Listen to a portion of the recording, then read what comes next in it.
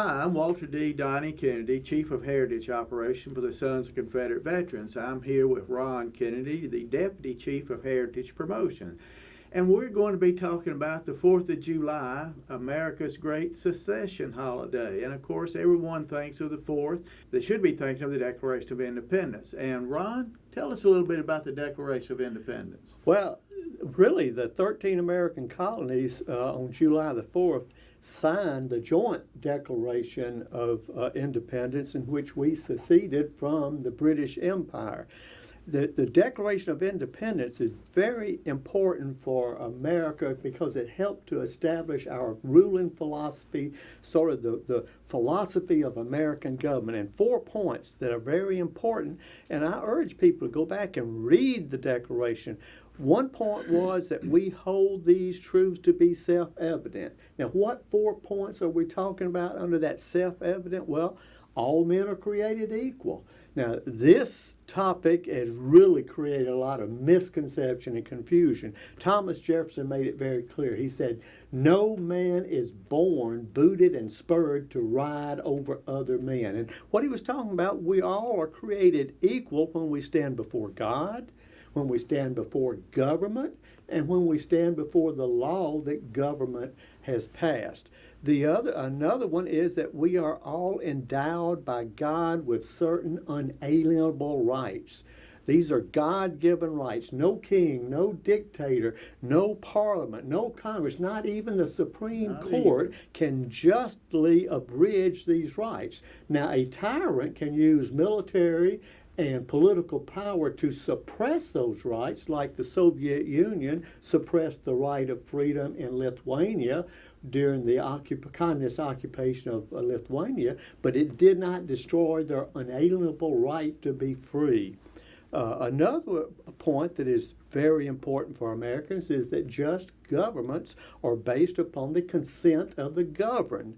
A government that is not based upon the free and unfettered consent of the people is an illegitimate government.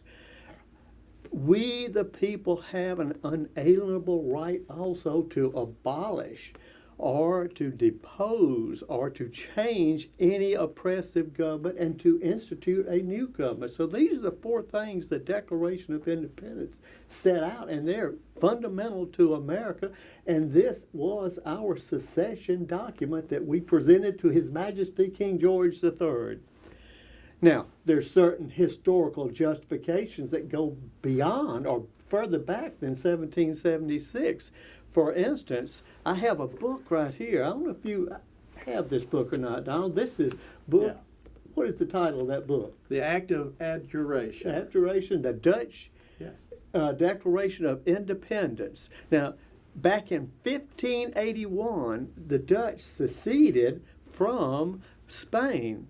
Now, many people believe that Thomas Jefferson used this Declaration of the Dutch back in 200 years before the American independence. He used it as a model or a pattern. For instance, quoting from the Dutch Declaration of Independence, it says, quote, "Subjects are not created by God for the benefit of the prince, to submit to all that he decrees." Jefferson reflected that by God-given rights. Another quote, "It is clear if he, that is the prince, endeavors to oppress or molest the people and deprive them of their ancient rights, the prince no longer is a legitimate government, but has become a tyrant." The Dutch also now had a form of states' rights 200 years before the American Declaration of Independence. Listen to this. It says, "When this oppression is described by the states." Now, they actually said states, and they capitalized S. So when what happened in Dutch, all the various states were leagued together in a union as a league. When this is decided by the states, the people should renounce the prince and in his stead appoint another. So even states' rights were a part of the Dutch Declaration of Independence. But we come from an English, or Thomas Jefferson, and the founding fathers came from an English ancestry. So look at even back in 1608 to 1674, lived a man called John Milton. Now, what was John Milton famous for? I believe Paradise Lost. That's right. That's what We all learned that in English literature. But he also was a great political writer in England. He wrote The Tenure of Kings and Magistrates and established that it is always and always has been lawful to overthrow or even put to death a wicked king. So he established the right of revolt. And in Paradise Lost, he also showed that man is created a free moral agent in the image of God. Again, something that Jefferson reflected in the Declaration of Independence. Also, Milton pointed out that governmental powers are delegated powers, not absolute powers. Now, this is, again, something that Southern conservatives have always pointed out. Delegated rights via the Constitution. Sounds like the 10th Amendment. It sounds like the 9th and 10th Amendment. This is what Milton said, talking about Parliament. In this grand council must sovereignty be not transferred, but delegated only, and as it were deposited.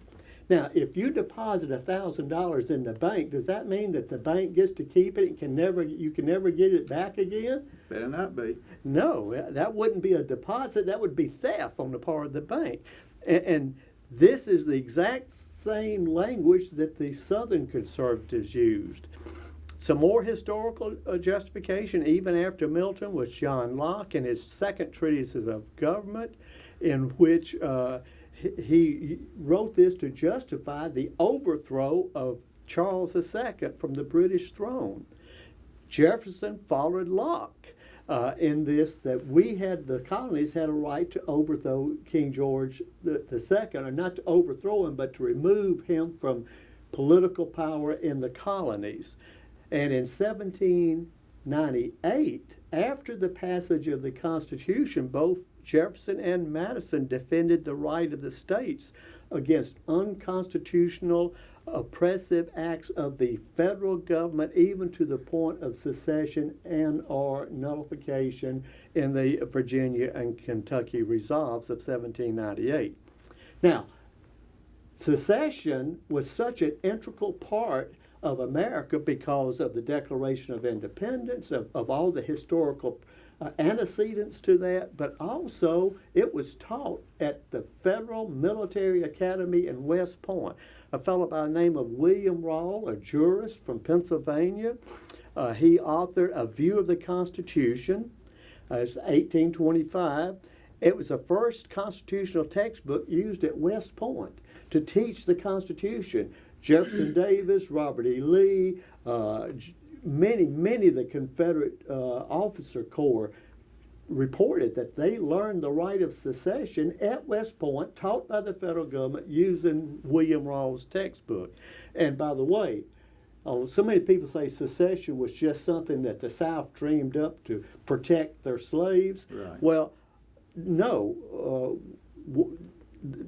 William Rawls was not a Southerner. He was from Pennsylvania, and he was the president of the Pennsylvania Abolitionist Society. He was also a personal friend of George Washington. But listen to what he says in his textbook, quote, "The secession of a state from the Union depends on the will of the people of such state.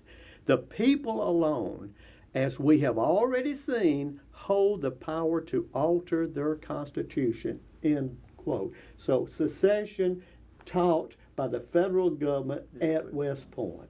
Good. Well, Ron, that pretty well wraps up this segment of our look at the 4th of July and secession and how it relates to the celebration of American independence. And I think we'll move on to the next unit and we'll continue this discussion and look in more in depth. What does the Declaration of Independence actually say? So we'll look forward to seeing you in the next segment. Thank you, sir.